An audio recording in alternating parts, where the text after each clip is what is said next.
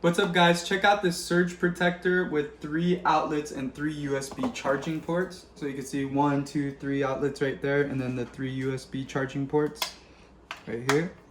And it is surge protected, and so it's 3-pronged, so you do need a 3-pronged plug to plug it into. But this is good for giving you more plug space if you only have one and you need more. And you just simply plug it in like that, and you can see it lights up when it's on, and you can see it is charging. Let's take a look a little closer on the actual system itself. It says 2.4 amps total.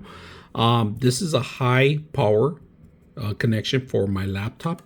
We're going to disconnect it and we're going to take a look at it, how much amps are we actually taking in the center. So if you're going to see how much amplifications we're taking right now, we're maximum at 5.0 and about less than 3 amps. Another tester, we're at 4.97 on that one. So the center's a little stronger, and this one's the actual one that actually the side one, the type A 4.9, which is not that bad.